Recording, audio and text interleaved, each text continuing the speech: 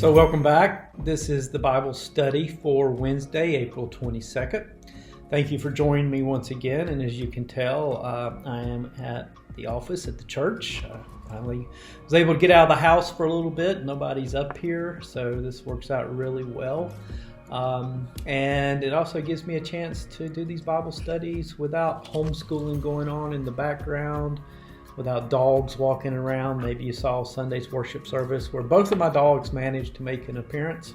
So it's nice to be able to be here and to have some time to concentrate on this and work through these studies in this way. Today, we're going to be taking up the Sermon on the Mount once again, and we're going to be in Matthew chapter 5, starting with verse 13. Now, yesterday, of course, we worked through the Beatitudes, the blessings. Blessed are you. You found favor with God.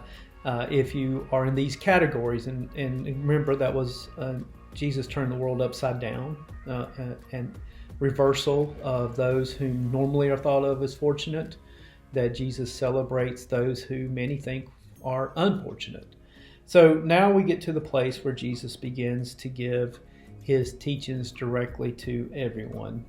He starts with this, and this is a word to us as the church, to us collectively as followers of Christ. He says this in 5:13. You are the salt of the earth. And what collectively, right? That's how salt works. One grain of salt, not going to do a lot of good. But many grains of salt together, well, they change the complexion of the way food tastes. So collectively, yes, there's something there. Individually, not so much.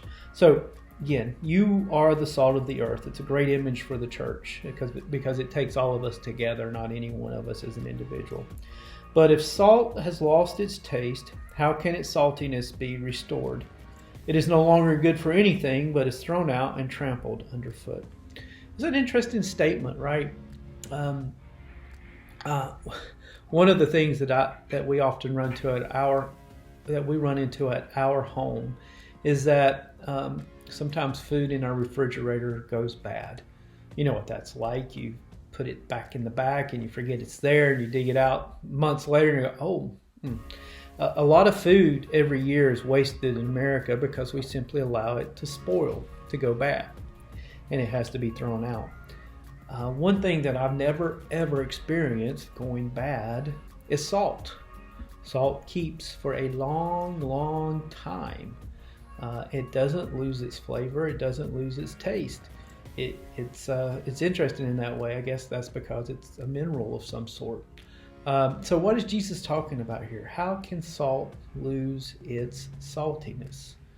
Well, just imagine this. Let's say you are cooking soup, you're preparing soup, and you accidentally put too much salt into it. It's way too salty to eat. What do? Well, you can either throw it out and start over, right? Or you can add more ingredients to it, and basically you can dilute the saltiness to the place where it's edible. I think this is what the key is here, is that the only way that the church loses its effectiveness to bless the world if it is diluted by the cares of the world. That if we take on concerns that we have no business being concerned with, if we allow our witness to be watered down, so to speak, that's how salt loses its saltiness. A little bit of salt and a little bit of water, it affects the taste. But a little bit of salt and a whole lot of water, you're not even going to know it's there. It's interesting, some bottled waters add a little bit of salt. But if you add too much salt, you're going to know it's there. And so the concentration of salt makes all the difference in the world. So if we are diluted by our love of the world, then our witness will not be the blessing back to the world it's supposed to be. We'll start to look a lot more like the culture around us than like the body of Christ we're called to be. That's how salt loses its saltiness. And Jesus cautions the church to not be diluted. Don't be watered down. Don't lose your essential witness, because you are called to be a blessing back to the world. And the church is there to, I guess, add flavor to the world, to put the accent on creation that emphasizes who God is and that God is the ruler of all. One of the ways I see that we're doing that now is certainly by the way this church is serving this community, by helping people in need, by making sure people are fed, by keeping people in their homes, keeping power on, electricity on. It's amazing what this church is doing at this critical time in our world, our nation, and certainly in our Denver community. That's what we're called to do, not to be so overwhelmed and so concerned with the way the world values things that we lose our ability to be the church. So that's what's going on there. And then he goes on to say, 5:14, you are the light of the world. A city built on a hill cannot be hid. No one, after lighting a lamp, puts it under the bushel basket, but on the lampstand he gives light to all the house. In the same way, let your light shine before others, so that they may see your good works and give glory to your Father in heaven. In other words, you're called to be a witness. You're called to show other people what God's love looks like. Now, a lighthouse is no good if the light doesn't work. It has no effect. It's just useless. And in a sense, that's what Jesus is saying. Look, you don't hide the love of God from people. You don't shy away from it. You're called to be seen by other people. And primarily, it's like your good works by what you do, because people, of course, will look at what you do. They may listen to what you say, but ultimately they will pay attention to what you do. And if you're living a life that glorifies God and models the person of Christ, then they will see that. They will know that. Don't hide that. Don't shy away from that, because that's part of your Christian witness, is exactly what you do.